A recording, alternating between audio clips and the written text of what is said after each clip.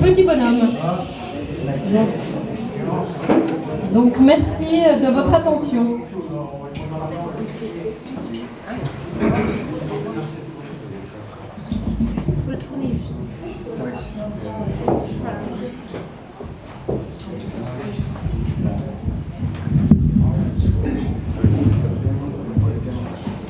D'accord.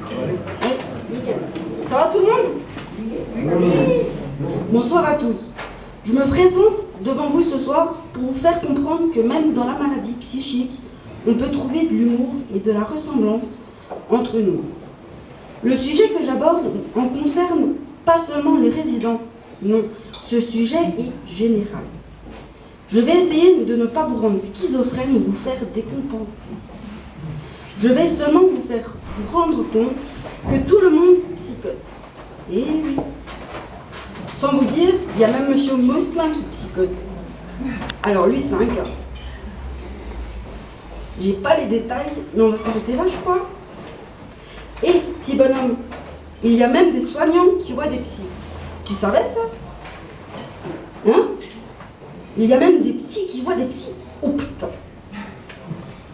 Comme quoi, on n'est pas à l'abri des conneries de notre conscience ou de notre fragilité.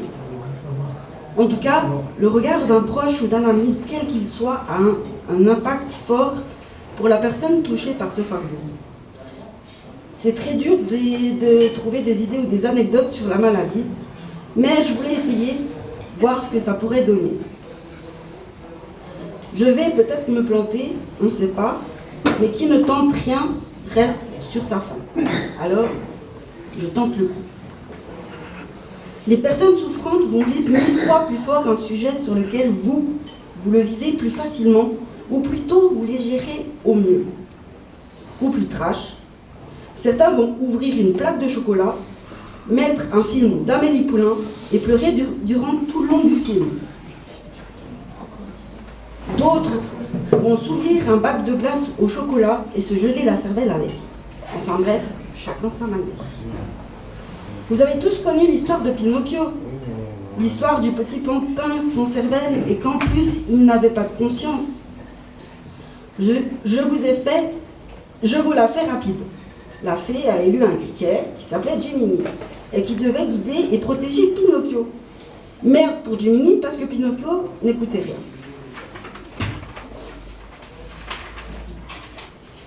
Je parle de cette histoire parce que j'aurais voulu que vous vous prêtiez au jeu. Imaginez-vous mettre un criquet sur l'épaule de la personne de votre choix. Si vous avez peur des criquets, je ne sais pas moi, mettez-lui un Calimero, un truc gentil. Mais rassurez-vous, ce truc, on va l'appeler ce truc, c'est plus simple. Ce truc a un pouvoir. Pas celui de vous donner une conscience, non, mais celui que vos trucs sur vos épaules avaient tout simplement le pouvoir que tous nos médecins psy n'ont pas. Mais le pouvoir que la médecine, sans se mentir, aurait sans doute voulu avoir. Ces trucs sont le reflet de vous, mais ils ne sont pas vous. Ils sont extérieurs à vous et ils sont là en tant que spectateurs.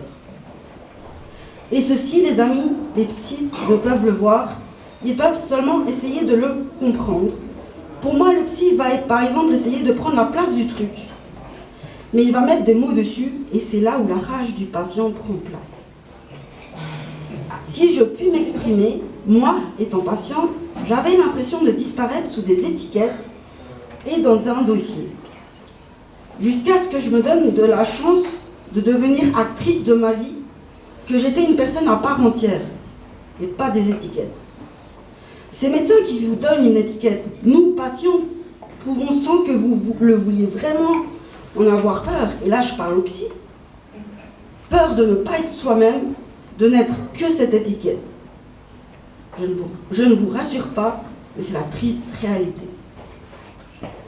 Ces trucs sur vos épaules entendent toutes nos pensées intérieures et ce que l'on dit, comme des psychiatres invisibles. Ils vont délibérer entre eux ce soir pour nous livrer un message. Bien sûr par moi. Ce sont véritablement eux qui vont pouvoir nous comparer entre résidents et personnes dites normopathes. Je rigole un peu pour embêter nos soignants par rapport à un ami sur ce mot, clin d'œil pour lui d'ailleurs, qui les appelle les normopathes, qui veut tout dire en gros. Nos trucs en ce moment, il faut savoir qu'ils mènent leur enquête, ils écoutent attentivement et ils se foutent totalement de notre gueule. Je les imagine voir nos pensées, nos émotions, et surtout je les imagine regarder les conflits que chaque personne cache. J'ai un secret pour vous. Lui, il rit aux éclats, mon petit bonhomme. Je l'ai appelé bonhomme parce que je n'avais vraiment pas envie d'avoir n'importe quoi sur mon épaule. Ou que l'on m'en donne un. Oui, moi j'ai le droit de choisir, c'est moi qui parle. Et oui, la place est déjà prise. Hein? Que dis-tu, petit bonhomme? Ah! Si je voyais quelle tête avaient leurs trucs sur leurs épaules, il y aurait un malaise. On est d'accord. Mais au cas où, petit bonhomme, depuis que je leur ai dit de mettre un truc sur leurs épaules, il y avait déjà un malaise à ce moment-là. Je pense qu'ils se sont tous dit, ben, on sait pourquoi elle est là, elle. Mais, petit bonhomme, quand en général je parle à mon épaule à haute voix, parce que eux, ils ne te voient pas et ne t'entendent pas, généralement, les psys ont deux réactions.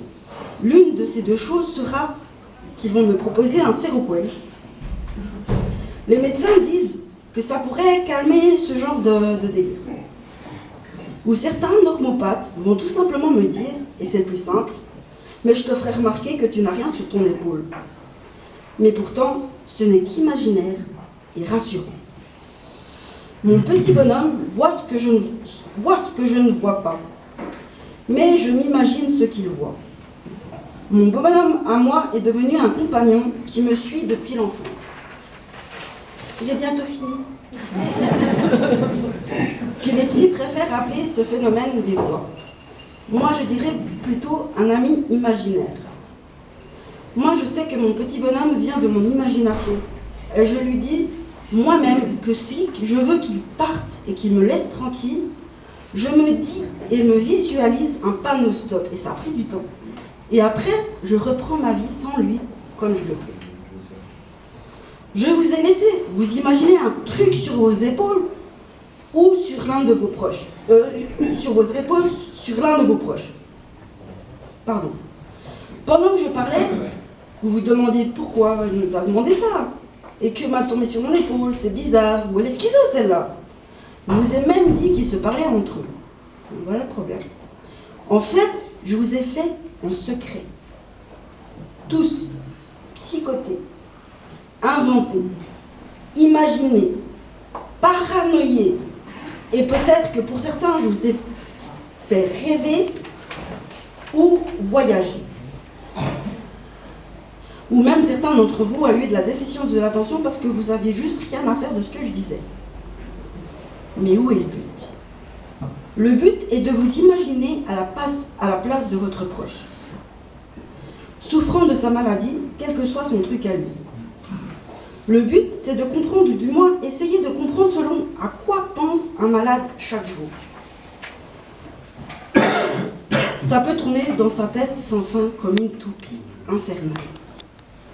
Il pense à la même chose chaque jour et les jours suivants et encore et encore. C'est une tornade dans sa tête qu'il ne contrôle pas et qu'il est difficile à comprendre pour vous, mais surtout par votre proche qui, lui, le vit. Et que s'il le décide, et je savais que c'était possible, qu'il arrêtait sa toupie et qu'il essaye de marcher malgré la violence de la tête qui tourne et qu'il ne tient quand même pas debout, mais il vous trouvera. À ce moment, vous pourrez vous dire enfin en famille, mais putain, ce que tu nous as manqué. Ces trucs imaginaires sur vos épaules est tout simplement une image à la ressemblance ou une approche indirecte à la compréhension de votre ami, de ce qu'il peut ressentir. Dans son être, il y trouve des trucs un peu partout. Ces trucs, on peut aussi les appeler barrières, blocages, refoulement émotionnel, voix ou un petit bonhomme. C'est des trucs. Et dans ce truc, ce qu'il ne faut pas oublier, ils font notre personne, notre caractère, nos qualités. Parce qu'un symptôme n'est pas forcément bizarre ou encombrant. Il peut être beau à prendre, mais très difficile à vivre. Et vous les familles, souvenez-vous, on a tous nos trucs pour nous rassurer. Moi, c'était mon petit bonhomme qui, quand j'ai peur, me faisait sourire. Cette année, les amis, je lui ai demandé de partir pour que j'apprenne à vivre mes émotions sans me cacher. Ça va sans dire, ça va être super difficile. Nos trucs, c'est une manière de vivre mieux, mais qui finit par nous envahir et on se perd là-dedans, je vous le garantis. Du coup, nos petits trucs sur nos épaules ce soir étaient présents simplement pour vous ouvrir les yeux dans une petite partie de votre imagination. La schizophrénie, les amis, c'est une porte sur une imagination incontrôlée. Sur ce, je vous souhaite une bonne fête de fin d'année à tous et un joyeux Noël. Merci de m'avoir écouté.